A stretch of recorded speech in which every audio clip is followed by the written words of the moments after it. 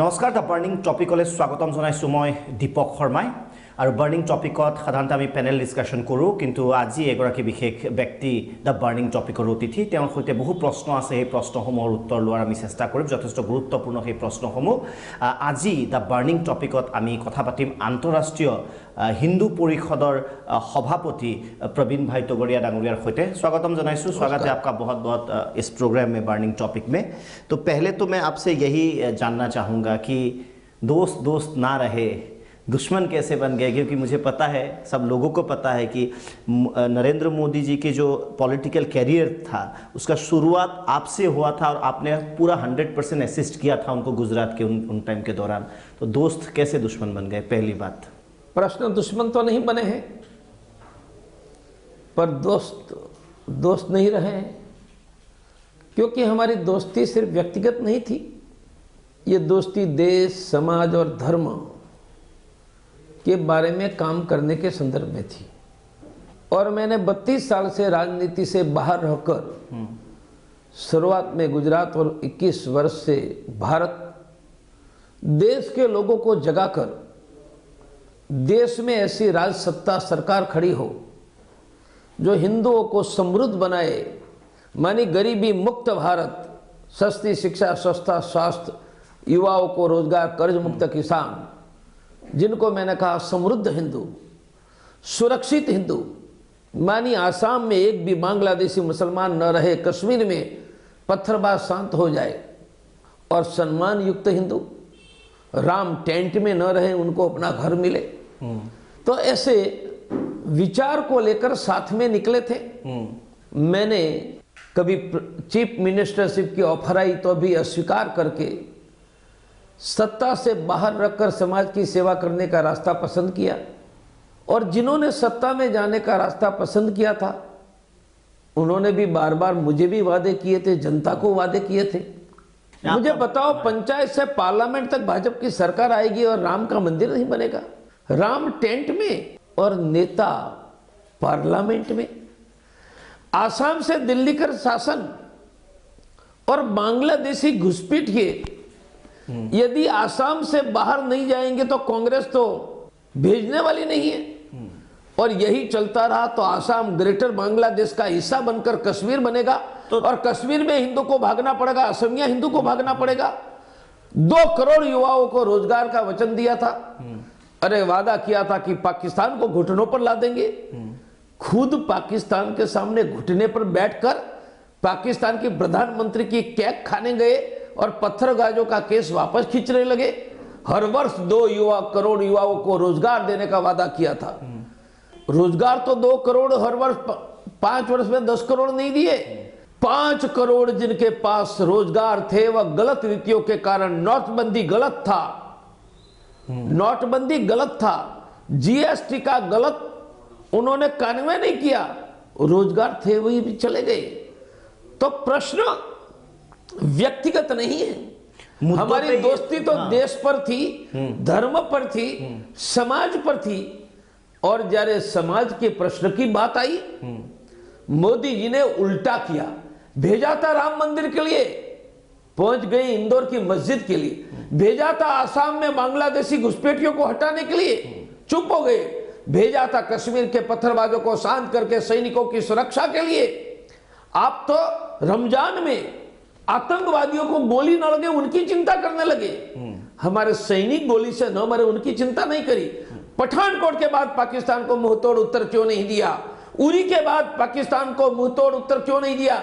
और 5 साल तक पठानकोट का हमला करने के बाद, उरी का हमला करने के बाद मोदी जी के लिए पाकिस्तान मोस्ट फेवर्ड नेशन था। मेरा कहना है उरी के बाद, पठानकोट के बाद पाकिस्तान मोदी जी आपके लिए मोस्ट फेवर्ड नेशन रहेगा, और डॉक्टर प्रवीण तोगड़िया दूसरी बात रहेगा। मुझे बताओ, हुर्रियत के नेता जो अलगाववादी है, पाकिस्तान के एजेंट है, मोदी जी ने 5 साल तक उनको सुरक्षा दी और हमारे सैनिक मरते रहे। मतलब दुश्मनी मोदी जी से नहीं, मुद्दों से है, जो उन्होंने मुद्दे जो वायदे किए थे पूरे नहीं हुए। मोदी जी से तो आज भी दुश्मनी नहीं है, आगे भी नहीं होती। हमारे मतभेद मुद्दों पर हुआ कि जो वादा किया था आप तो वादा खिलाफ के मुगले आजम हो गए, मानी नौटंकी कर रहे हो। मैं बताऊं, अभी सिटीजन बिल बंगाली हिंदुओं के लिए लाए। हाँ। आप प्रमाणिक होते तो राज्यसभा लोकसभा का संयुक्त सत्र बुलाकर ला सकते थे। आपने तो लोकसभा में पास करवा दिया, राज्यसभा में पास नहीं हुआ, हाथ खड़े कर दिए। आप राम मंदिर बना सकते थे। आपने वादा किया था कि हमें हमारी सरकार बनी तो संसद में कानून बनाएंगे, और सरकार आ गई तब आप कोर्ट को याद कर रहे हैं। अब नॉर्मली उनसे बात, क्योंकि स्कूटर पे बहुत चलते थे पहले गुजरात में, दोनों ने साथ में काम किया, तो आपने उनसे बात क्यों नहीं की? सीधे जैसे बेरुखी सी हो गई, ऐसा है, इसमें क्या था? इसके बीच क्या है? सत्ता में आने के बाद वह सभी दोस्तों को भूल गए। उनको तो अपनी कुर्सी याद रही, इसलिए 12 साल से उन्होंने मेरे साथ बात तक नहीं की है। 12 साल तक? 12 साल। फिर भी मैंने करीबन 1 वर्ष पहले उनको पत्र लिखा, पत्र दिल्ली के प्रेस में रिलीज किया था। पत्र में मैंने कहा था कि इतने मुद्दे हैं। मैंने कश्मीर कहा, असम की घुसपैठियों कहा, राम मंदिर कहा, बेरोजगार युवाओं को कहा, कर्ज से दबा हुआ किसान कहा, मर रहे हुए सैनिक कहा। अरे 52 महीनों में 488 सैनिक मोदी जी के शासन में मरे हैं। 52 महीनों में 52,000 किसानों ने आत्महत्या की है। मैंने पत्र लिखकर मोदी जी को कहा कि प्रश्न गंभीर है, आपके शासन में समाधान नहीं हुआ, लोग नाराज है, आओ भाई हम बैठकर उनका कोई रास्ता निकालें। मैंने कहा कि नवाज शरीफ को आप मिल सकते हैं तो आपके बचपन के दोस्त को नहीं मिल सकते? मेरे भाई, उन्होंने पत्र का उत्तर तक नहीं दिया, उत्तर तक नहीं दिया।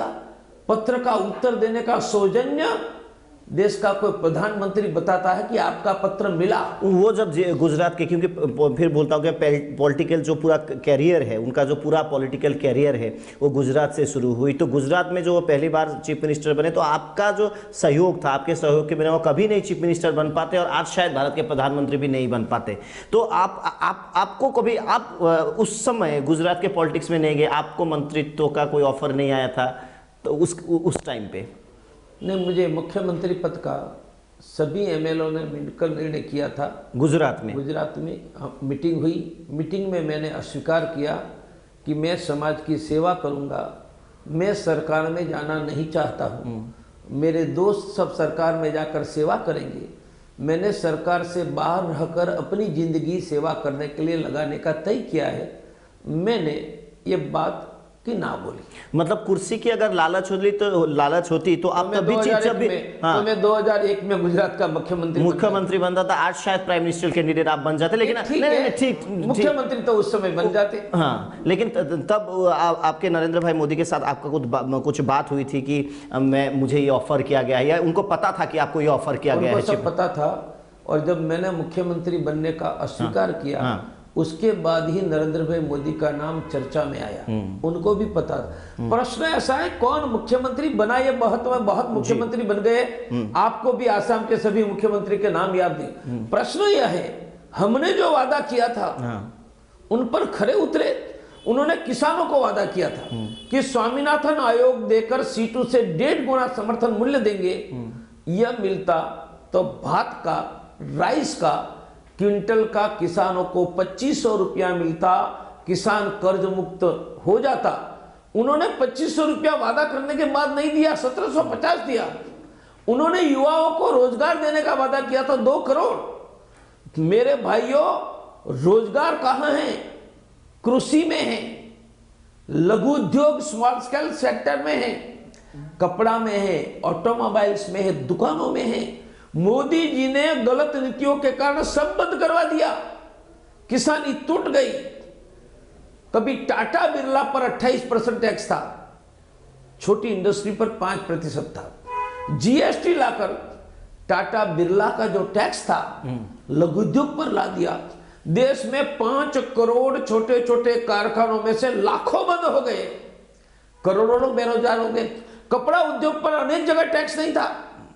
मोदी जी ने कपड़ा उद्योग मानी 3.5 करोड़ लोगों का रोजगार।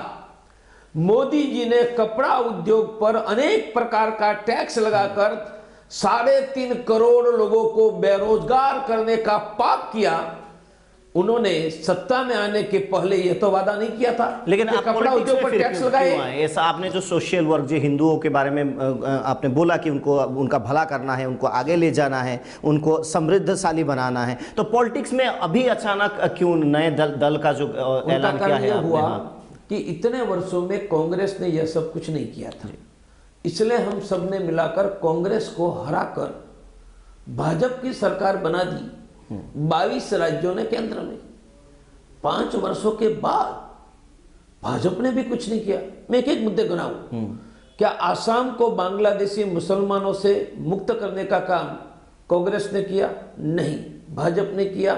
नहीं। युवाओं को 6 करोड़ युवा बेरोजगार है, कांग्रेस ने रोजगार दिया? नहीं। भाजपा ने रोजगार दिया? नहीं। शिक्षा महंगी हो रही है, कांग्रेस ने सस्ती की? नहीं। भाजपा ने सस्ती की? नहीं। स्वास्थ्य महंगा हो रहा है, कांग्रेस भाजपा ने सस्ता किया? नहीं। कश्मीर में हर रोज सैनिक मर रहे हैं, कांग्रेस ने भी उनको नहीं बचाया, भाजपा ने भी नहीं बचाया। अयोध्या में राम मंदिर न कांग्रेस ने बचाया, भाजपा ने बनाया, जब देश का अर्थतंत्र टूट रहा है।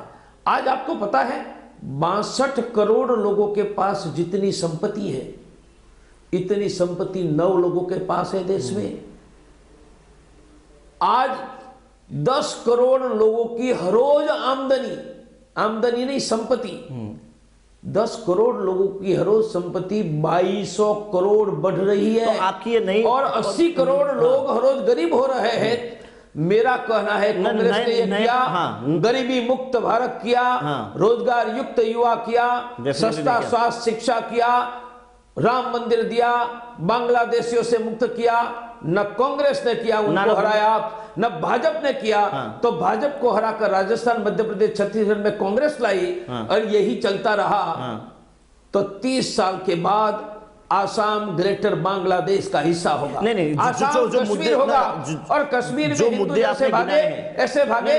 इस स्थिति में मैंने तय किया कि कांग्रेस ने देश का कल्याण नहीं किया, इसलिए हटाकर भाजपा लाए, और भाजपा ने भी देश में से मैंने गिनाए एक भी काम नहीं किए। तो अब देश को ऐसी सरकार की जरूरत है जो सरकार ये वादा पूरा करे। इसलिए हमने कहा हम ही देंगे बांग्लादेशी मुस्लिमों से मुक्त आसाम। लेकिन जब हम तक ही देंगे एक बार अयोध्या में राम, किसानों का दाम, युवाओं का काम, सैनिकों का सम्मान, व्यापारियों का मान।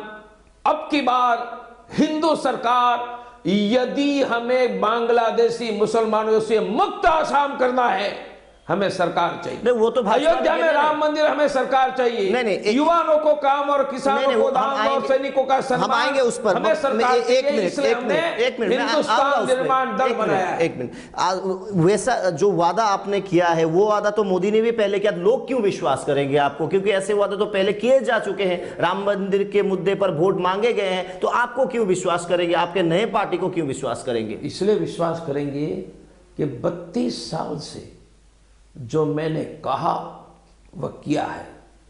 मैंने कहा उस पर डटा रहा हूं। इसलिए मैंने कहा कि हम पर भरोसा करो, हम पर भरोसा करो, हम भरोसे पर खरे उतरेंगे। Trust me, I will deliver. Trust me, I will deliver. मतलब बीजेपी अब हिंदू की पार्टी नहीं रही आपके हिसाब से? लेकिन वो तो अभी भी बोलते हैं कि ये तो हमारी हिंदू की पार्टी, अमित शाह बोलते हैं मेरे भाई, हिंदू की पार्टी नहीं रही। 5 वर्षों में भाजपा के एक भी निस्तर लीडर या मिनिस्टर ने कहा है कि हमारी पार्टी हिंदू की पार्टी है, तो नाम बताओ। मैं आपको चैलेंज देता हूं, एक नहीं। और कभी इंटरव्यू में आया तो पूछो कि हिंदू पार्टी है, हाँ कहेंगे तो मुझे बताना। भाजपा तो कांग्रेस की बी टीम बन गई है। आसाम में जो 11 मिनिस्टर है, उनमें से कितने ओरिजिनल भाजपा के हैं? 1। 10 लोग तो आयात किए हैं। उन्होंने तो होलसेल भाजपा में कांग्रेस को बुलाकर भाजपा का व्यक्तियों में कांग्रेसीकरण कर दिया है, विचारों का कर दिया है। इसलिए देश में एक कांग्रेस की ए टीम है जिनका लीडर राहुल गांधी है, और कांग्रेस की बी टीम है जिनके लीडर नरेंद्र मोदी है। ए ने भी कुछ नहीं किया, बी ने भी नहीं किया। इसलिए एच हिंदुस्तान निर्माण दल, जो नया हिंदुस्तान निर्माण दल आपका नया जो दल है, लेकिन राम मंदिर पे जो पूरा मामला है अभी सुप्रीम कोर्ट पे अटका हुआ है, तो आप कैसे बोल सकते हैं कि हम बनाएंगे? अगर कोर्ट का फैसला मान लीजिए कि अगर उल्टा आया तो आप उस समय क्या करेंगे? आप तो आपकी अब तो बहुत सम्मानीय पत्रकार हो। भारत के संविधान के 3 अंग तीनों स्वतंत्र हैं। एक को न्यायतंत्र सुप्रीम कोर्ट, दूसरों को कार्यपालिक सरकार, तीसरा संसद। तीनों में से किसी को अपना निर्णय करने के लिए दूसरे के पूछने की जरूरत नहीं। उदाहरण के नाते कोर्ट में, सुप्रीम कोर्ट में केस चल रहा है तो अभी सरकार को ऑर्डिनेंस लाने में या संसद में कानून बनाने में से कोई कठिनाई में, उदाहरण देता हूं, हाईकोर्ट सुप्रीम कोर्ट का न्यायाधीश कौन नियुक्त करेगा? इसलिए नेशनल जुडिशियल कमीशन केंद्र सरकार बनाने जा रही थी। उनके विरुद्ध केस चल रहा था सुप्रीम कोर्ट में केस चल रहा था और सरकार ने नेशनल जुडिशियल कमीशन का ऑर्डिनेंस ला दिया। उनका अर्थ है सुप्रीम कोर्ट में राम मंदिर का केस बनता है तो अभी ऑर्डिनेंस आ सकता है। दूसरा, यदि नहीं आ सकता है तो अडवाणी जी सोमनाथ से अयोध्या यात्रा लेकर हमें सरकार बनेगी तो संसद में कानून से राम मंदिर बनाएगी, यह करके निकला। यह क्या जनता को मूर्ख बनाने का काम किया था? तो भाजपा स्वीकार करे कि अब तक हमने जनता को मूर्ख बनाया था, तो मैं कहूंगा कि मूर्खों को पहले सजा करो। आपकी जो मूल आइडियोलॉजी है पूरे पार्टी का, आपने बोला कि हिंदू की पार्टी है, कोई आपके उसमें झिझक नहीं है आपको बोलने में, आपने क्लियर बोले, पहले भी बोल चुके। लेकिन आपके कि हिंदू की पार्टी बोल के पूरे भारत की जो सेकुलरिज्म है उसको कहीं ना कहीं आप आघात नहीं कर रहे हैं कि भारत तो ऐसा देश नहीं है कि सिर्फ हिंदुओं का देश है? कहीं तो लिखा नहीं है संविधान पे। आपको ये पता है यूरोप के देशों में, यूरोप तो मॉडर्न है, सेक्युलर है, प्रोग्रेसिव, वहां क्रिश्चियन डेमोक्रेटिक पार्टी है। तो क्या क्रिश्चियनों का कल्याण करना ये ऑस्ट्रिया में सेक्युलरिज्म के विरुद्ध है? भारत में हिंदुओं को समृद्ध बनाना, सुरक्षित बनाना, सम्मान युक्त बनाना, हर हिंदू को खाना, हर बच्चों को शिक्षा, हर युवा को रोजगार, कर्ज मुक्त किसान, ये कौन से मुस्लिम कुछ ना खाए? मुस्लिम फिर कुछ ना खाए, वो भी तो इस देश के नागरिक हैं। अरे आप जिस हिसाब से बोल रहे हैं, देश मुस्लिम में तो उन्हें पढ़ने का अधिकार है। बहुमती का कल्याण करना ये कोई गुनाह है क्या? नहीं, गुनाह नहीं है, लेकिन आपको अल्पसंख्यक को भी सोचना पड़ेगा। मेरे पास आएंगे तब सोचूंगा ना, आने दो ना। आप अल्पसंख्यक हो, आप निहाल अहमद हो क्या? नहीं, अब तो शर्मा हो ना। मैं शर्मा हूं लेकिन नागरिक हूं। अरे इसलिए देश का नागरिक। अरे निहाल अहमद को मेरे पास आने दो ना। आप क्या कोई चिंता करते हो? शर्मा चिंता कर रहा है। नहीं, यही तो भारत की खूबी है कि हम लोग चिंता कर रहे हैं। वही खुदा है कि शर्मा चिंता कर रहा है। निहाल अहमद को प्रवीण तोगड़िया के पास नहीं आना। नहीं, आप मतलब उनको छोड़ के राजनीति कर रहे हैं कि उनको नहीं साथ लाना है। वो अगर मैंने ऐसा नहीं कहा, तो आपने कहा नहीं, अगर नहीं लाना है। मैंने इतना ही कहा कि उनको आने तो दो। मैंने नहीं और हाँ नहीं कहा। उनकी आने की चिंता शर्मा कर रहा है, आने की चिंता निहाल अहमद नहीं कर रहा है। ये देश के शर्मा को चिंता है, निहाल अहमद निहाल अहमद को अपनी स्वास्थ्य, शिक्षा, रोजगार की चिंता नहीं, जो हिंदू नाम लगा दिया आपने तो क्यों आएंगे वो? फिर हिंदुस्तान में हिंदू नाम नहीं लगा तो क्या पाकिस्तान लगेगा? शर्मा जी शर्म करो। नहीं, पूरे संविधान का जो सेकुलरिज्म का संविधान नहीं, उनको छोड़ के कैसे होगा? उनको छोड़ के कैसे होगा? शर्मा जी, हिंदुस्तान निर्माण दल ये पार्टी का नाम भारत के संविधान के आधार पर चुनाव आयोग ने दिया है। राइट। संविधान से सुसंगत नहीं है तो नाम क्यों देते? और संविधान के अनुसार नाम दिया है तो शर्मा को विरोध है, निहाल अहमद को नहीं है।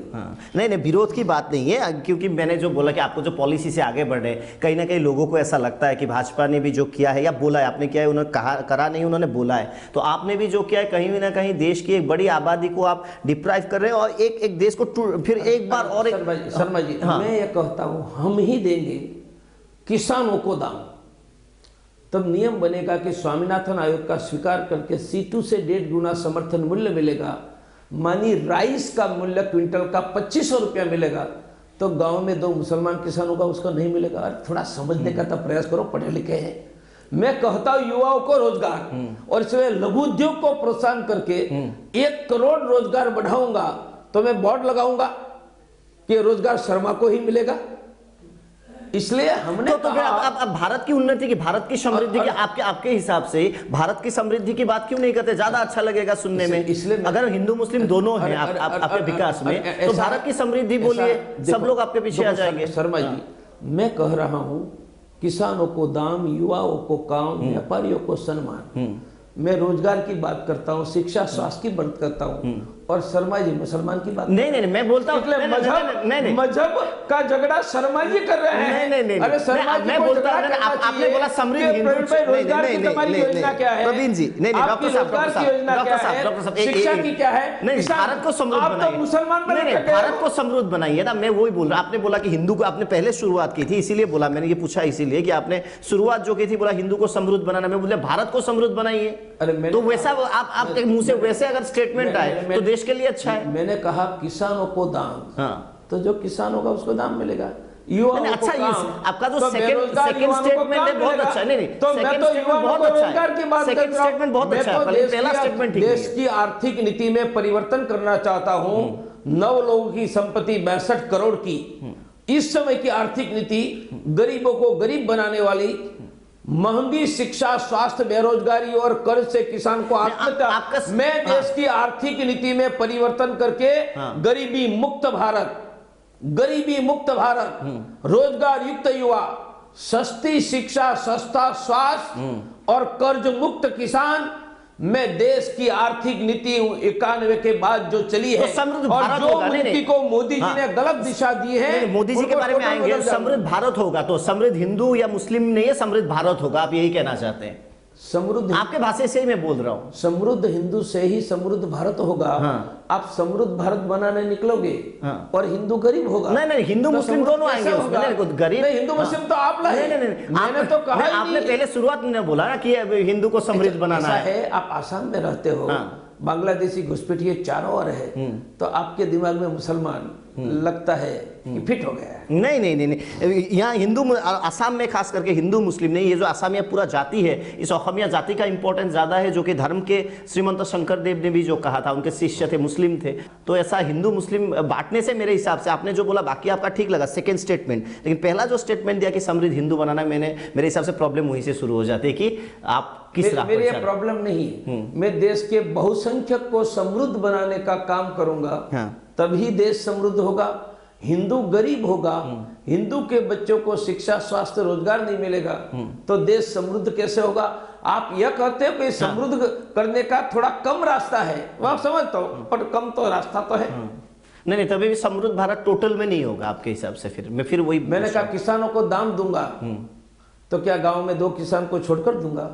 मैं कहता युवाओं को काम दूंगा, तो बोल दीजिए ना, तो बोल दीजिए ना समृद्ध भारत होगा, बोल दीजिए ना समृद्ध भारत होगा। अरे समृद्ध भारत तभी होगा, हम समृद्ध भारत, लेकिन आप डायरेक्ट नहीं बोल रहे कि हम समृद्ध भारत भी बनाएंगे, गरीबी मुक्त भारत भी बनाएंगे, रोजगार युक्त भारत भी बनाएंगे, और हम समृद्ध हिंदू भी बनाएंगे। अगर समृद्ध भारत हुआ तो डेफिनेटली समृद्ध हिंदू और मुस्लिम दोनों हो जाएंगे, इसमें शायद किसी को एतराज नहीं होगा। এই অনুষ্ঠান অব্যাহত আছে, বিভিন্ন বিষয়ে আমি কথা পাতি আছো। নতুন ৰাজনৈতিক দল প্ৰবীণ ভাই টগুৰীয়া ডাঙৰীয়াই ইতিমধ্যে সমগ্ৰ দেশতে তেওঁলোকে প্ৰতিদ্বন্দ্বিতা কৰিব লোকসভা নিৰ্বাচনত। এই দলৰ ভৱিষ্যত কাৰ্যপন্থা কি হ'ব?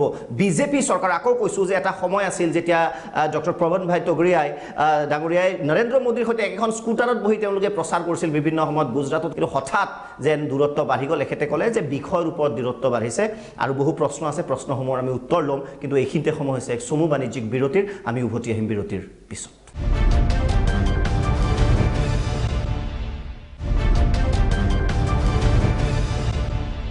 উভতি আহিছোঁ বিৰতিৰ পিছত। আমি কথা পাতি আছোঁ আজি প্ৰবীণ ভাই টগুৰীয়া ডাঙৰীয়াৰ সৈতে। আকৌ কৈছোঁ যে নতুন ৰাজনৈতিক দল তেওঁলোকে ইতিমধ্যে খুলিছে আৰু 2019 লোকসভা নিৰ্বাচনত তেওঁলোকে প্ৰতিদ্বন্দ্বিতা আগবঢ়াব। नई जो पार्टी है, आप इलेक्शन बिल्कुल नज़दीक हैं, तो आपसे जानना चाहूँगा कि कितने कैंडिडेट्स, खास करके उत्तर पूर्व या असम में आप कितने कैंडिडेट्स दे रहे हैं और आपके प्रोस्पेक्ट क्या दिखते हैं? कि हिंदुस्तान निर्माण दल हमने शुरू तो अभी किया है, परंतु 32 साल के गांव में फैले हुए लाखों कार्यकर्ता थे ही, उनको दल की जिम्मेदारी देना, इतनी ही प्रक्रिया चल रही है।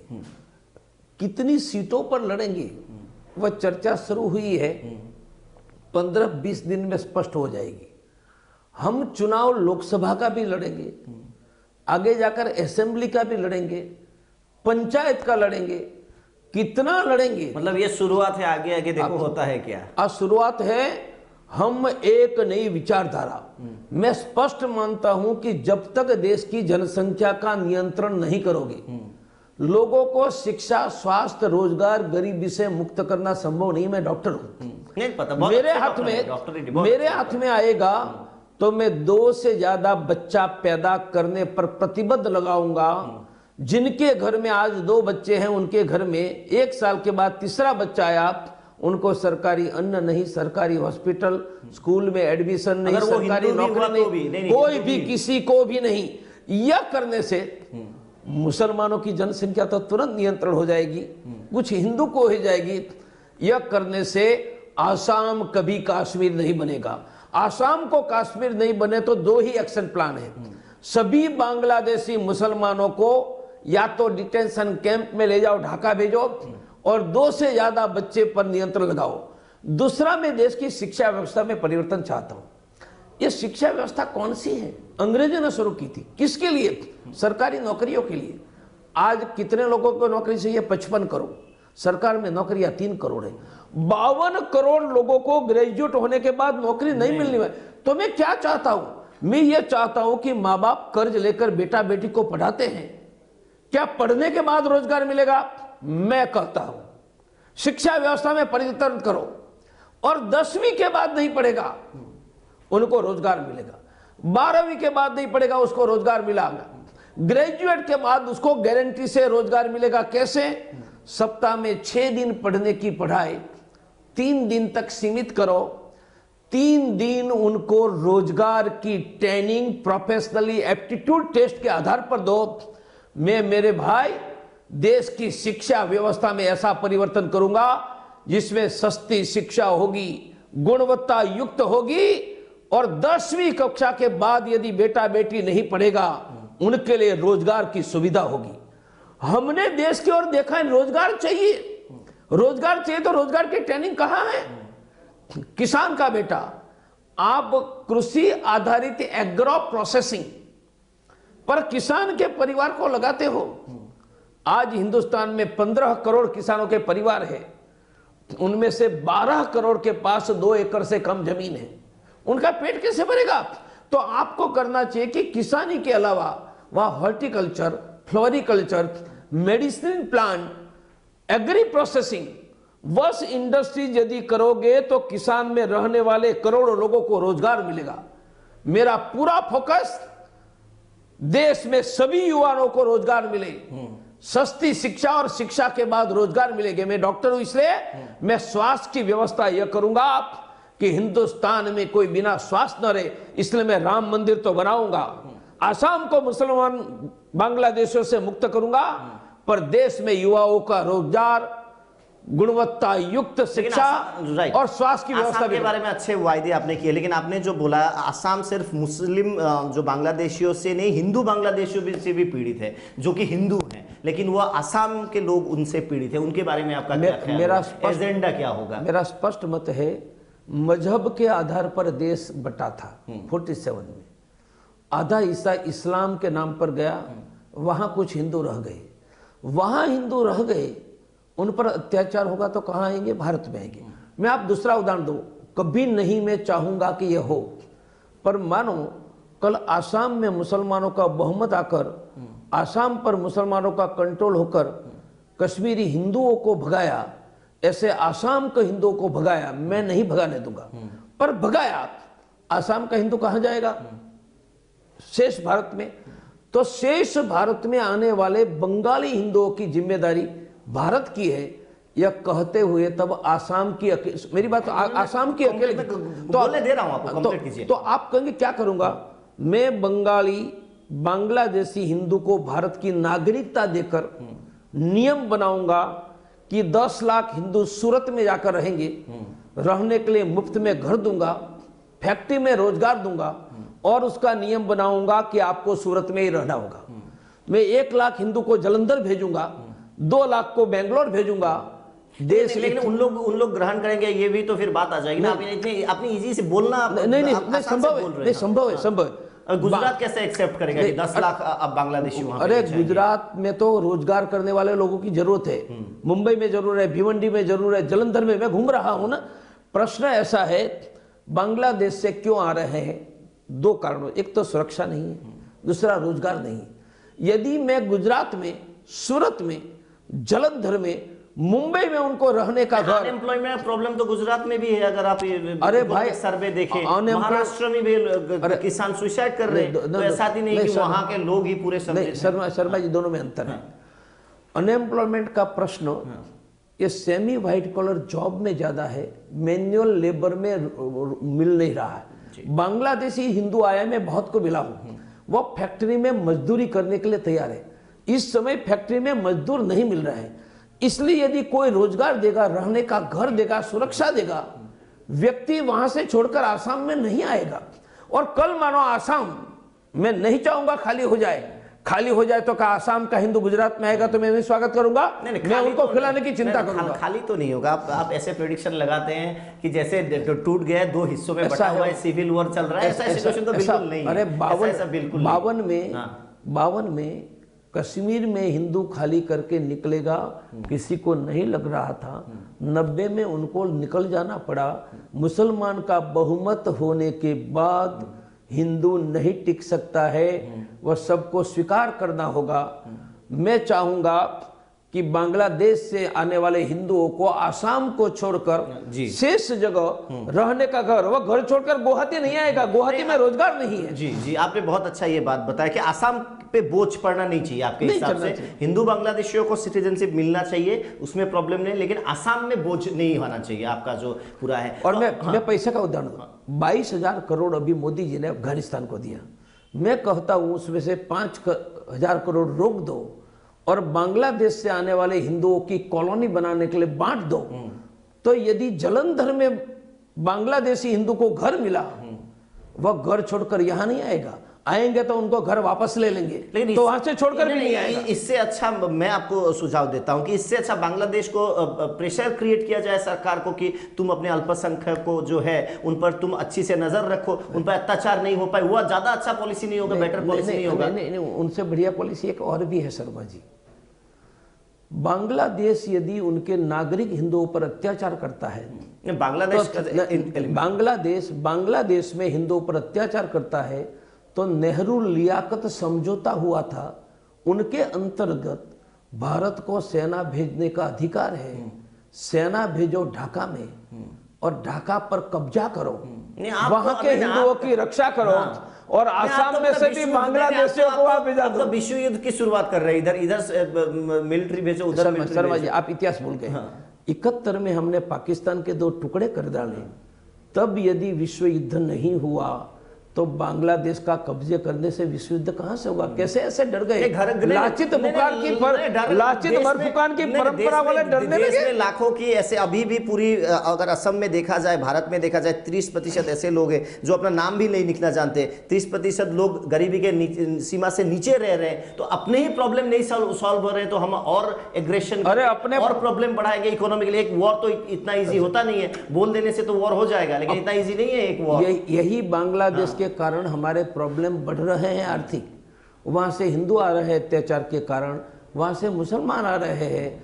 तो बांग्लादेश पर कब्जा करके अखंड भारत बना दो तो हिंदू भी सुरक्षित रहता है और बांग्लादेश मुसलमानों को दूसरे दिन भगा देंगे। नहीं, वो यह कम खर्चों का मामला है। नहीं, ये इंटरनेशनली कैसे पॉसिबल नहीं है? तो 71 में इंटरनेशनल कैसे पॉसिबल हुआ था? नहीं, 71 में 2 टुकड़े पाकिस्तान के किए, वह पॉसिबल है। तो यदि पाकिस्तान वहां के हिंदू, बांग्लादेश वहां के हिंदुओं पर अत्याचार करता है तो उन पर कब्जा करना पॉसिबल है। यदि ओसामा बिन लादेन को मारने के लिए अमेरिका पाकिस्तान में जा सकता है, तो बांग्लादेश में हिंदुओं पर अत्याचार होगा तो भारत की सेना बांग्लादेश में जा सकती है। लेकिन भारत में खुद की समस्याओं का क्या होगा? मैंने जैसे बताया आपको, गरीबी, एक वॉर का कितना खर्चा होता है। आप पढ़े लिखे, इतने अच्छे डॉक्टर है, सर्जन है, मैंने आपके बारे में और 2-4 पढ़ा था कि अच्छा ऑपरेशन में आप सबसे अच्छे हैं कैंसर के जो ट्रीटमेंट में। तो आप इतने अच्छे डॉक्टर हो के आप कैसे बोल सकते हैं कि एक वॉर कर दो? इतना करोड़ों का खर्चा आएगा, गरीबों से लोग मर रहे हैं, किसान सुसाइड कर रहे हैं, किसान को पैसा। वही कहता हूं कि एक युद्ध में जितना खर्चा हो जाए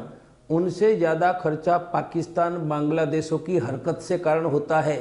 एक बार मिटा दो नाम पाकिस्तान का, बांग्लादेश का, बहुत बड़े पैसे बचेंगे बाद में। वह पैसे से शिक्षा, स्वास्थ्य, रोजगार और कर्ज मुक्त किसान करेंगे। एक बार तो मिटाना होगा। 52 महीने में 400 मिटाएंगे कैसे? पूरे देश को मिटाएंगे? 52 महीने में 488 सैनिक सरहद पर मरे हैं।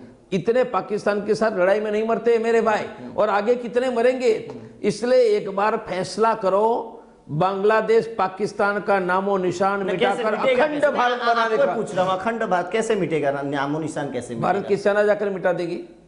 71 में कैसे मिटा था ईस्ट पाकिस्तान का नाम, और 71 में मिटा सकते हैं। तो आज बहुत परिवर्तन आया है। वर्ल्ड ट्रेड सेंटर में हमले के बाद आज अमेरिका हमारे साथ खड़ा होगा, इजराइल हमारे साथ खड़ा होगा, रशिया हमारे साथ खड़ा होगा।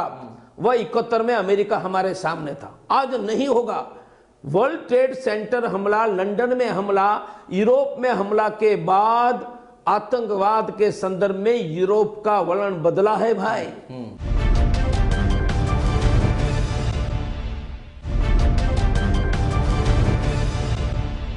आप कितने कैंडिडेट अभी देना चाह रहे हैं दिल से? आप कितना सोच रहे हैं कि कितना ऐसा है नंबर देंगे? पूरे भारत की बात बोल रहा हूं मैं, सिर्फ आसाम के। सभी राज्य के मुख्य लोगों को बुलाकर कहा है कि अपनी पार्लियामेंट की कॉन्स्टिट्यूंसी में अपने कार्यकर्ता में से अच्छे चुनाव लड़ पाए, लड़ने की क्षमता है, प्रमाणिक है, ट्रांसपेरेंट है, ऐसे यंग लोगों के नाम निकालो।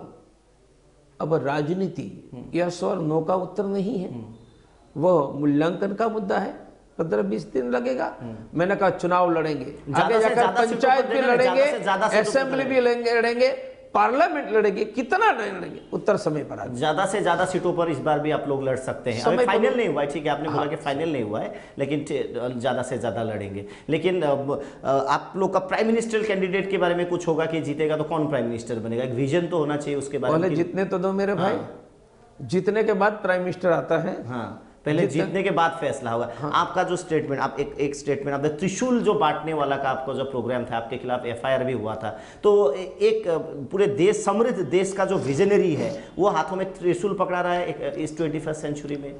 वही डॉक्टर प्रवीण तोगड़िया, यही गुवाहाटी में आकर इंडिया हेल्थलाइन के आधार पर सैकड़ों डॉक्टरों को गरीब की मुफ्त सेवा में जोड़कर कोई गरीब बिना प्राइवेट का डॉक्टर नहीं रहेगा, ये इंडिया हेल्थलाइन के बाद गुवाहाटी में और 10,000 से ज्यादा डॉक्टरों को देने का काम भी किया है। मैंने घरों घरों में थैलियां बांटकर एक मुट्ठी अनाज एकत्रित करके 1 लाख घरों से अनाज एकत्रित करके कोई गरीब भूखा नहीं रहेगा, यह काम भी कर रहे हैं। तो कभी त्रिशूल भी बांटा, मैं खुला बोल रहा हूं, कभी त्रिशूल भी बांटा और कभी गरीबों को 1 मुट्ठी अनाज की थैली भी बांटी, कभी गरीबों के लिए प्राइवेट का डॉक्टर भी दिया।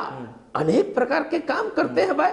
आपको त्रिशूल याद रहता है? मैं गरीबों को प्राइवेट का डॉक्टर ने, शर्मा जी के दिमाग में त्रिशूल है क्योंकि आप शर्मा है भाई। मैंने दोनों का कहा कि आपने जो काम किया उसके लिए मैं आपको धन्यवाद बोलता हूं पूरे टीवी के सामने, पूरे आसाम के लोगों के सामने। लेकिन एक विजनरी, जो देश को साथ लेके चलने वाला जो विजनरी होगा, जो दल होगा, वो हाथ में त्रिशूल तो नहीं थमा सकता। ये सबको छोड़ना पड़ेगा। अच्छा, त्रिशूल पकड़ने वाला विजनरी नहीं है और त्रिशूल छोड़ने वाला विजनरी है। वाह शर्मा, वाह शर्मा, वाह वाह। कलम थमाइए तोगड़िया जी, कलम। ये डॉक्टर प्रवीण तोगड़िया है जो कैंसर का, ये डॉक्टर प्रवीण तोगड़िया है, कैंसर का 10-10 घंटे तक ऑपरेशन करके पेशेंट को बचाता था। वह डॉक्टर तोगड़िया त्रिशूल भी उठाता है। तो क्या कैंसर का ऑपरेशन करने वाला विजनरी नहीं है क्या? आपको लगता है त्रिशूल से वैर है? त्रिशूल से वैर है? त्रिशूल से वैर नहीं है, किंतु मुझे तो रोजगार से भी प्यार है, कंप्यूटर से भी प्यार है, और त्रिशूल से भी प्यार है, और शर्मा जी और आसाम से भी प्यार है। हाँ, नहीं तो आप बोलने में तो अच्छे हैं। फिर और एक बात मैं अगर आपसे पूछना चाहूँ कि आपका स्टेटमेंट है, क्योंकि अभी आप पॉलिटिकल, तब एक आप जैसे कोई पॉलिटिकल आपका एफिलिएशन नहीं था तब के टाइम में जब बीएचपी में थे, तभी स्टेट्समैन को नज़रअंदाज शायद किया भी जा सकता है, लेकिन अब पॉलिटिकल पार्टी आप हैं, आपका हर एक जो स्टेटमेंट है उसे गिना जाएगा। तो आपने उस समय जो कहा था कि मुसलमानों को से रिश्ता तोड़ना चाहिए हिंदुओं को, तो वो क्या था? मेरा स्टेटमेंट अभी मैं कहता हूँ, कंप्यूटर खोलो और एक जगह से करके बताओ। मैंने जिंदगी में कभी नहीं कहा है, न कभी कहा है मैं कैंसर का सर्जन हूं, इसलिए एक दौरा ज्यादा काटता हूं तो व्यक्ति मर जाता है। Right. ऐसे मेरे बोलने के एक शब्द में आज तक बदल नहीं है। मैंने ऐसा कभी नहीं कहा है और कहीं छपा भी नहीं है गलत। नहीं, जो मीडिया से रिपोर्ट्स आए थे, आप कंप्यूटर में बाद में खुद अगर देख लीजिए, मुझे बता दीजिए ना।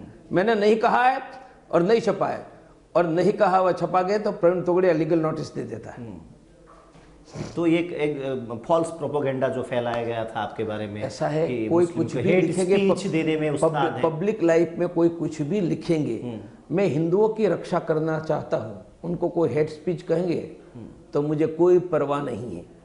मैं मेरे परिवार को प्यार करता हूं, इसको कोई हेट प्यार कहे, आई डोंट नहीं, वही तो नहीं, प्रॉब्लम इसलिए वहीं पे आ हिंदुओं जाता है। की, नहीं, मैं नहीं, हिंदुओं की प्रॉब्लम रक्षा की परिवार बात में- करता नहीं, हूँ, परिवार- हिंदुओं की नहीं, समृद्धि की बात करता नहीं, हूँ, अच्छा, और नहीं, किसी को हेट स्पीच नहीं, लगती नहीं, है नहीं, तो भाई लगने दो। हाँ। ऐसे हेट स्पीच कहने वालों के नहीं, आपके सर्टिफिकेट की परिवार मुझे में- आपके कोई जरूरत नहीं। आपके परिवार में एक हिस्सा क्यों नहीं है? वो सवाल वही है, मैंने शुरू में भी आपसे पूछा। आप परिवार के जब बात कहते हैं तो पूरे भारत के परिवार के बारे में कहिए, ज्यादा अच्छा लगेगा, मतलब लोग आपको सपोर्ट में आएंगे। मैं दूसरी बात कह रहा हूँ, ये प्रश्न शर्मा पूछ रहा है, ये प्रश्न तो निहाल अहमद को पूछना नहीं, शर्मा ही कि पूछ मैं रहा है। आपके परिवार में क्यों नहीं हूं। नहीं। तो निहाल अहमद को मैं उनका उत्तर देता। मैं तो देखिए अभी मुझे इस चेयर में शर्मा बैठा से हूं, मैं प्रश्न शर्मा नहीं हूं ना चाहिए। अली हूं। नहीं, इस चेयर में बैठा हूं, मतलब एंकर हूं ना मैं शर्मा हूं ना अली हूं, क्योंकि भारत के संविधान ने मुझे ये राइट दिया है, आर्टिकल 19(1) ने freedom of speech and expression जो दिया है, तो उसको सम्मान में करके संविधान के हिसाब से मैं अभी एक जर्नलिस्ट आपसे बात कर रहा हूं, तो उसका आंसर आप ऐसा दीजिए। है,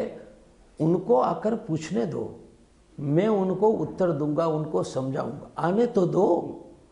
आप बुलाकर उनके बिहाफ नहीं, उनके बिहाफ में तो मैं भी बिहाफ नहीं चल सकता। एज ए जर्नलिस्ट मैंने बोला कि शर्मा मैं घर में होऊंगा, लेकिन एक जर्नलिस्ट किसी के जब मैं सवाल पूछ रहा हूं, किसी के बिहाफ शर्मा तो सवाल नहीं पूछ आप मजहब की बात करते हो तब आप हिंदू हो, मजहब की बात करते हो तब आप हिंदू हो। मैंने आपकी बात सुन ली, मुसलमान को आकर मैंने पूछना तो मैं उत्तर दूंगा, आई विल आंसर। नहीं, जर्नलिस्ट पूछने से आप इसको आंसर नहीं करेंगे, क्योंकि जर्नलिस्ट जब मजहब की बात करते हैं, नहीं मैंने तो मजहब की बात नहीं की, मैं सीधा सवाल आपने कहा कि मुसलमान को क्यों छोड़ दिया, तो आपने मजहब की बात की। नहीं। तो मजहब की बात जर्नलिस्ट करता है तब ये रिलीजियस टॉक करने आपने लगा। बोला ना, आपने बोला आपके स्टेटमेंट के हिसाब से ये सवाल तो मैंने किसी कहा और कि को नहीं स्टेटमेंट पूछा। मैंने दिया ही नहीं। हाँ, नहीं आपने शुरू, सबका इंटरव्यू शुरू इस वर्ड से हुआ था, हिंदू शब्द से शुरू हुआ था। मैं हिंदुओं के लिए निकला हूं, हिंदुओं की समृद्धि के लिए निकला हूं, हिंदुओं की रक्षा के लिए निकला हूं। मैं आसाम को बांग्लादेशी मुसलमानों से मुक्त करने के लिए आया हूं, और मेरे खून में अंतिम बूंद होगा तब तक मैं आसाम को बांग्लादेशी मुसलमानों से मुक्त करने का जंग लोकतांत्रिक पद्धति से लड़ता रहूंगा। कोई कम्युनल करे, मुझे कोई परवाह नहीं। मैं दुनिया के सर्टिफिकेट पर नहीं चलता हूं, मेरे दिल में सत्य है, उसके आधार पर चलता हूं।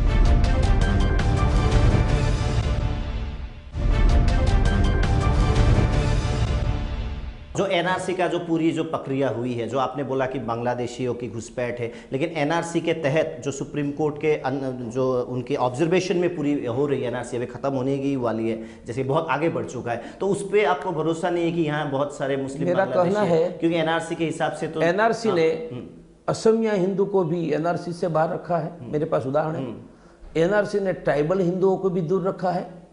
ये मेरे भाइयों, एनआरसी बांग्लादेशी मुसलमानों को दूर रखने के लिए है, असमिया हिंदुओं को दूर रखने के लिए है, ट्राइबल हिंदू को दूर रखने। उनका नाम तो एनआरसी सेकंड फेज में अप्लाई कर चुके हैं। एनआरसी ठीक तरीके से इंप्लीमेंट नहीं हुई है। एनआरसी का उपयोग असमिया हिंदू, ट्राइबल हिंदू के विरुद्ध ज्यादा हुआ है। एक भी ट्राइबल और असमिया हिंदू को आसाम में नाम नहीं लेना चाहिए, उनकी बाप की धरती है। और सिर्फ बंगाली मुसलमानों को पकड़कर डिटेंशन कैंप में ले जाओ, उसके लिए एनआरसी की जरूरत नहीं। भारत में फॉरेनर एक्ट है, आप तो लॉयर हो। फॉरेनर एक्ट जो कहता है कि कोई इलीगल फॉरेनर आए, इमीडिएटली गवर्नमेंट को डिटेंशन कैंप में लेना जाना चाहिए। प्रूव भी करना होगा ना वो फॉरेनर है। No he will prove. ऐसा है, बार्डर उनके पास है। शर्मा जी, फॉरेनर एक्ट में जो प्रावधान है कि एक्ट में कहता हूं कि फॉरेनर इलीगल है, मैं पकड़ कर लाऊंगा, उनकी जिम्मेदारी होती है कि वो प्रूव करे कि मैं भारत का नागरिक हूं। इसलिए मेरे कहना है एनआरसी की नौटंकी ये कर रहे हैं यहाँ की सरकार, वह करने दो। लेकिन सुप्रीम कोर्ट पे भी विश्वास नहीं, क्योंकि सुप्रीम कोर्ट को जो करने वो करने दो। मेरा कहना, एनआरसी तो गवर्नमेंट नहीं बना रही, आपको मैं एक बता रहा हूँ, एनआरसी गवर्नमेंट नहीं बना। मेरा कहना है एनआरसी के जो कोऑर्डिनेटर है प्रदीप हजेला, वो डायरेक्ट रिपोर्ट करते हैं सुप्रीम कोर्ट को। मेरा सरकार का कोई लेना देना नहीं। एनआरसी का जो होना है होने दो। फॉरेनर एक्ट का अमल करके बांग्लादेशी मुस्लिमों को क्या 1 महीने में आसाम सरकार डिटेंशन कैंप में ले जाती है? सुप्रीम कोर्ट बीच में नहीं आएगा, क्योंकि देश में जब एक्ट है पार्लियामेंट का, वह एक्ट के इंप्लीमेंटेशन के बीच में सुप्रीम कोर्ट नहीं आ सकती है। नहीं। ये सरकार यदि आसाम को बचाने के लिए प्रामाणिक होते तो 2 साल में फॉरेनर एक्ट के अंतर्गत 50 लाख बांग्लादेशी मुसलमानों को डिटेंशन कैंप में ले गए। फिर आप नंबर पे आ गए, मतलब जजमेंट आपका बहुत जल्दी हो जाता है कि जजमेंट आपके जल्दी जिनका अच्छा जजमेंट होता है ना, वही कैंसर का सर्जन बनता है। इनको खदेड़ दो, आपका जजमेंट बहुत जल्दी हो जाता है, वही कैंसर का सर्जन बनता है। वरना तो मरीज मर जाता है। यदि सर्जन जजमेंट लेने में 1 महीना लेता है ना, तब तक 4th स्टेज में चला जाता है। लेकिन एनआरसी में तो प्रूफ किया लोगों ने कि 50 लाख तो टोटल है ही नहीं, 40 लाख के नाम कटे गए हैं, जहाँ पे इंडिजिनियस पीपल भी है जिनका नाम फिर इंक्लूड करने वाले हैं। मेरा कहना है एनआरसी में असमिया हिंदू के नाम रह गए, तुरंत जोड़ो। ट्राइबल हिंदू के नाम रह गए, ट्राइबल को जोड़ो, ये तुरंत करो। और फॉरेनर एक्ट का अमल करके जितने बांग्लादेशी मुसलमान सस्पेक्टेड है उनको डिटेंशन कैंप में ले जाओ, उनको प्रूव करने दो कि हम भारत के नागरिक है भाई। वो तो एक प्रोसेस बहुत स्लो चल रहा है, लेकिन चल रहा है। अरे कर ही नहीं रहा है, बहुत स्लो। अरे बहुत स्लो। 2 साल में कितने लोगों को डिटेंशन कैंप में ले गए? ये मानता हूं। उन्होंने ना राम मंदिर, अरे जैसे राम मंदिर नहीं बनाया, ऐसे आसाम को भी बांग्लादेश मुसलमानों से मुक्त ये भाजपा की सरकार नहीं करना चाहती है, और आसाम को ग्रेटर बांग्लादेश बना देगी। फॉरेनर एक्ट का अमल करो और सभी बांग्लादेशियों को सबसे अच्छे डिटेंशन कैंप में ले जाओ और उनको प्रूव करने दो कि भारत का नागरिक हो। आप तो उल्टा कर रहे हो, आसामिया हिंदू को टारगेट कर रहे हो, और जो बंगाली हिंदू है उनको देश के अन्य हिस्सों में जाकर बसा दो। मतलब इतनी क्रिटिकल जो प्रॉब्लम है उनकी सोल्यूशन बहुत इजी है, अगर चाहे तो सरकार की, अगर इच्छा हो। मैं कहता हूं संख्या कम ज्यादा होगी, 1 लाख 2 लाख 5 लाख। फॉरेनर एक्ट है, कौन बीच में आता है? और पकड़कर ले जाने के बाद उनको प्रूव करना है मैं भारत का नागरिक हूं या नहीं हूं। पकड़कर ले जाओ ना, लेकिन उनका और ले जाकर खाना खिलाओ ना। मैं नहीं कहता कि भूखे मार दो भाई, लेकिन आपने जो कहा उसमें एक कानूनी प्रावधान है, मैं आपको बता रहा हूं कि जो जैसे पकड़ के, ऐसा नहीं कि कोई भी घूम रहा है उसको पकड़ लो, उनका एक बेसिस देना पड़ेगा। जो प्राइम सस्पेक्ट है, जो मुस्लिम मंडल का केस आया था हाई कोर्ट में, बहुत अच्छा केस था, उसमें ऐसा नहीं है कि किसी को भी आप पकड़ के ले जा सकते हो, उसको आपको बेसिस, एक ठोस बेसिस देना होगा कि आप क्यों उसको सस्पेक्ट करें। मैं यही कहना हूं, अंदाजित 1 करोड़ बांग्लादेशी यहाँ है, उनमें से 10 लाख भी आपको सस्पेक्टेड नहीं मिले, 5 लाख भी नहीं मिले, 2 लाख भी नहीं मिले। उनका अर्थ यह है कि आसाम को बांग्लादेशी मुस्लिमों से मुक्त आप करना नहीं चाहते हो।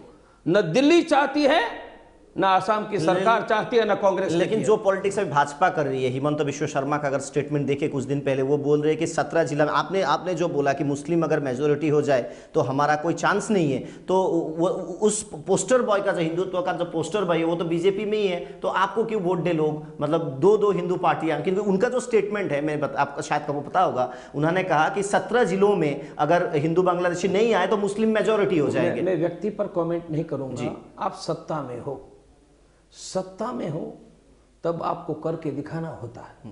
आपके पास पावर है, कानून है, आप फॉरेनर एक्ट का अमल करके बांग्लादेशी मुसलमानों को डिटेंशन कैंप में ले जाओ, तो 17 जिलों में मुसलमानों का बहुमत नहीं होगा। यह करने में चीफ मिनिस्टर और बाकी मिनिस्टर को रोक कौन रहा है? क्या बांग्लादेश रोक रहा है? पाकिस्तान रोक रहा है? कौन? और रोक नहीं रहा है तो आप क्यों नहीं कर रहे हो? उनका अर्थ आप आसाम को बचाना नहीं चाहते हो, बसाना नहीं चाहते हो। निश्चय এই ইণ্টাৰভিউ অব্যাহত থাকিব। সময় হৈছে পুনৰ এক চমু বাণিজ্যিক বিৰতিৰ পিছত আমি উভতি আহিম। আপোনালোকে চাই থাকিব বাৰ্নিং টপিক, আৰু ডক্টৰ প্ৰবীণ ভাই টগৰীয়া ডাঙৰীয়া আমাৰ সৈতে আছে। বহু প্ৰশ্নৰ স্পষ্ট উত্তৰ তেখেতে দি আছে, আৰু যিটো কৈছে যে বিজেপিয়ে যিটো হিন্দুত্বৰ উদ্দেশ্য লৈ তেওঁলোকে চৰকাৰ গঠন কৰিছিল, সেই চৰকাৰত সম্পূৰ্ণ বিফল হৈছে, বিশেষকৈ হিন্দুক সুৰক্ষিত কৰাত তেওঁৰ ভাষাত। সময় হৈছে বিৰতিৰ, আমি উভতি আহিম বিৰতিৰ পিছত।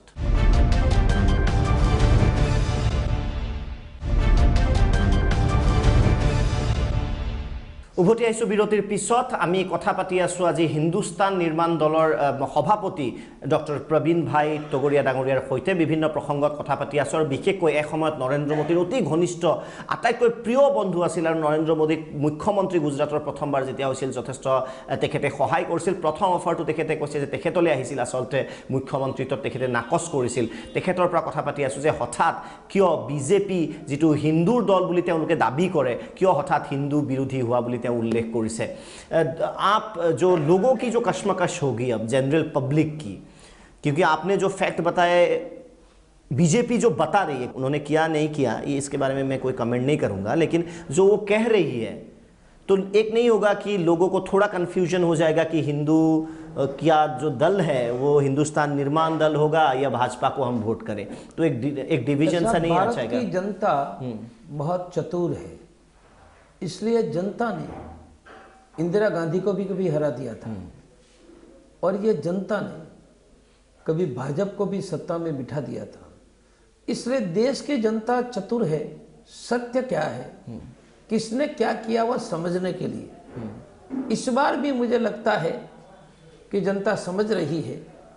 कांग्रेस से देश में नाराज है लोग, ऐसा लग रहा है, और भारतीय जनता पार्टी से बहुत ऊंची आशाएं थी, रोजगार से लेकर शिक्षा से लेकर पाकिस्तान से लेकर राम मंदिर घुसपैठिए, स्मॉल स्केल इंडस्ट्रीज, वॉलमार्ट के सामने छोटी दुकानों की रक्षा नहीं की, अर्थतंत्र पूरा खत्म हो गया। नोटबंदी और जीएसटी का गलत कारण ही कई करोड़ों रोजगार चले गए।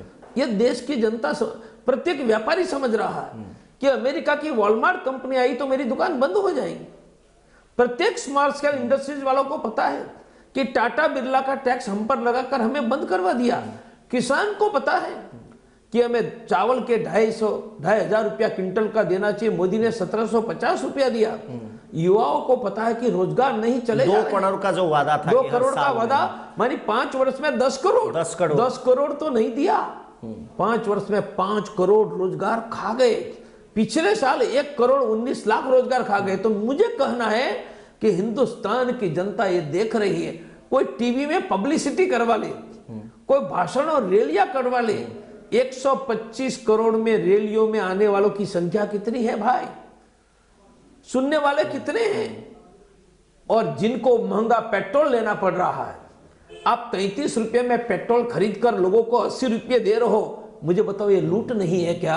मतलब आर्थिक नीति भी उनके पूरे गलत है आपके हिसाब से? जो आर्थिक नीति पूरी गलत है और देश की अर्थव्यवस्था जो है वो पूरे एक ऑफ ट्रैक चली गई है। अभी 3 नीतियों की बात करो। आर्थिक नीतियां सिर्फ गलत नहीं, लोगों को जीने नहीं दे रही है। शिक्षा महंगी कर दी, स्वास्थ्य महंगा कर दिया, रोजगार लोगों को छीन लिया, व्यापारियों का व्यापार बंद कर दिया, गरीब को गरीब बना दिया, पैसेदार को पैसादार बना दिया। यह आर्थिक नीति। जहां तक पाकिस्तान की बात है, पाकिस्तान को घुटनों पर लाना था, आप घुटनों पर बैठ गए। जहां तक हिंदुत्व की बात थी, न राम मंदिर बनाए और ट्रिपल तलाक में लग गए। जो वादा किया था वह नहीं किया, जो वादा नहीं किया था वह किया। क्या जीएसटी का वादा किया था? क्या नोटबंदी का वादा किया था? जीएसटी के खिलाफ थे, वो तो चीफ मिनिस्टर थे, जीएसटी के खिलाफ थे। क्या ट्रिपल तलाक का वादा किया था? वादा तो राम मंदिर का किया था, बांग्लादेश से मुक्त आसाम का किया था, वादा तो सस्ता पेट्रोल का किया था, आपने महंगाई कम करने का वादा किया था। वादा किया था या नहीं किया, और नहीं किया वह किया। यदि वादा खिलाफी के मुगले आजम में कहूंगा तो वादा खिलाफी के मुगले आजम का नाम नरेंद्र भाई मोदी है। आपकी जो डिफरेंस ऑफ ओपिनियन है पूरी बीजेपी के साथ है या नरेंद्र मोदी के साथ है? स्पष्ट ऐसा है, बीजेपी है कहां? यहां तो नरेंद्र मोदी के नेतृत्व में कांग्रेस है। बेचारे बीजेपी के पुराने कार्यकर्ता नौगांव में रो रहे हैं, मुझे फोन कर रहे हैं, कोई सिलचर में रो रहा है, कोई अगरतला में रो रहा है। बीजेपी वो बीजेपी नहीं रही जो आडवाणी जी की जो बीजेपी थी। अरे बीजेपी है ही नहीं, ये नरेंद्र भाई मोदी की नेतृत्व में कांग्रेस की बी टीम है। मेरे भाइयों, ए टीम ने कुछ नहीं किया, बी टीम ने कुछ नहीं किया, छोड़ो ए और बी, अब तो हिंदुस्तान निर्माण दल। जो पूरा मार्केटिंग जो किया हुआ है, जैसे नरेंद्र मोदी जी का जो पूरा मार्केटिंग का जो स्टाइल है, सोशल मीडिया हो, आप टक्कर दे पाएंगे उससे? मतलब काम करना अलग बात है, लेकिन जो मार्केटिंग का जो सिस्टम है उनका, वो तो बहुत ह्यूज, बहुत बड़ा है, प्रचंड है। मार्केटिंग से एक बार जनता झांसे में भ्रम में आती है, बार बार नहीं आती। मुझे करो stand up India, startup India, clean India, make in India, making India, destroy India. अरे हाँ, डिस्ट्रॉय इंडिया ही किया ना। ऐसे 100 नाम गिनाऊं, 100 में से एक काम क्या क्लीन इंडिया क्लीन हुआ? अरे गंगा तक क्लीन नहीं की। स्टार्टअप इंडिया, 500 स्टार्टअप के नाम बताओ शुरू किए चल रहे हैं। Stand up India, skill India, digital, smart city बनाने बने थे। अरे सिटी की ड्रेनेज ठीक करते, बुलेट ट्रेन। अरे हिंदुस्तान को बुलेट ट्रेन की जरूरत है या एक्सीडेंट ना हो ऐसे ट्रेन की जरूरत है? आपके बचपन के दोस्त क्यों बदल गए, आपको क्यों लगता है? क्योंकि आप जब आरएसएस में काम किया करते थे तो शायद इनकी विचारधारा ऐसी नहीं थी, आपके साथ मिलती थी। ऐसे दोस्त बदल कैसे गए? सत्ता या और कुछ कारण होगा इसका? शर्मा जी, एक कुर्सी है ना, हाँ, 4 पांव की कुर्सी, उन्होंने नरेंद्र भाई को नचा दिया, उनको वादा खिलाफ के मुगले आजम बना दिया, उनको मंदिर की जगह मस्जिद भेज दिया, उनको पाकिस्तान के प्रधानमंत्री की केक खाकर पत्थरबाजों को माफ करने भेज दिया। आप कभी हैरान हो जाते हैं यही नरेंद्र मोदी वही नरेंद्र मोदी है कि नहीं, ये जो मेरे साथ स्कूटर पे चलते थे? बार बार मैं इसीलिए बोल रहा हूँ, कभी हैरानी होती है कि मुझे हैरानी ये ऐसा कर रहे हैं? मुझे हैरानी नहीं होती है। क्यों हैरानी नहीं होती? 4 पांव की, पहले तो ये नहीं बोलते थे ऐसा आपके साथ, फिर बोलता हूँ मैं, स्कूटर पे घूमते थे। 4 पांव की सत्ता की कुर्सी सबको ऐसा नहीं करती है। लाल बहादुर शास्त्री को ऐसा नहीं किया था उन्होंने, इवन अटल बिहारी वाजपेयी को भी ऐसा नहीं किया था। कुछ लोग ऐसे हैं सत्ता के कुर्सी में मदमस्त सिकंदर बन जाते हैं, वह लगते हैं कि दुनिया हमारे इशारे पर चलती है। उन्होंने आईबी विपक्षों के पीछे लगाई, ये आईबी कश्मीर में लगाते तो पुलवामा का अटैक नहीं होता भाई। आप खुद चुनाव लड़ रहे हैं इस बार? हमारे लोग तय करेंगे, ऐसे करेंगे। नहीं, ऐसे आपका क्या विचार है कि मेरा कोई विचार नहीं, मेरे लोग मिलकर जो कहेंगे वो विचार का मैं पालन या खड़े हो जाएंगे मोदी के खिलाफ वाराणसी या कहीं? मैं किसी के खिलाफ नहीं हूँ, मैं व्यक्ति उनके विचारधारा के खिलाफ आप खड़े हो जाएंगे वाराणसी में? उनके विचारधारा के खिलाफ तो पूरे देश में लड़ना चाहिए। विचारधारा के खिलाफ तो व्यक्ति के खिलाफ क्यों लड़ेंगे, पूरे देश में लड़ेंगे। जी, अब बहुत बहुत शुक्रिया आपका, बहुत बहुत अच्छा आपने आज जो खुल की बातें की। मुझे अच्छा ये लगा कि कोई आपका हिपोक्रेसी नहीं था, कोई दोगलापन नहीं था। जो आपका विचार है स्पष्ट रूप से जनता के सामने आपने रखा, और जनता उसको स्वीकार करती है कि नहीं करती है वो तो डेफिनेटली जनता के तय करना दे, उसमें मैं जज नहीं बनूंगा। और সেয়া আছিল আপোনালোকে শুনিলে তেখেতৰ মন্তব্য। প্ৰবীণ ভাই টগৰীয়া ডাঙৰীয়া স্পষ্ট মন্তব্য দিছে যে হিন্দুস্তানী নিৰ্মাণ দলৰ শেহতীয়া কাৰ্যপন্থা কি হ'ব, কেনেদৰে তেওঁলোকে লোকসভাত নিৰ্বাচনত প্ৰতিদ্বন্দ্বিতা কৰিব, আৰু বিজেপি আৰু বিশেষকৈ নৰেন্দ্ৰ মোদীৰ সৈতে কি সম্পৰ্ক আছিল, বৰ্তমানে কি হৈছে, সকলো কথা পাতিলে। মই দীপক শৰ্মাই দ্য বাৰ্নিং টপিকৰ পৰা বিদায় লৈছোঁ। সিদ্ধান্ত আপোনালোকৰ হাতত যে এই নতুন দলটোক আপোনালোকে কিদৰে আদৰি ল'ব বা নল'ব। ধন্যবাদ।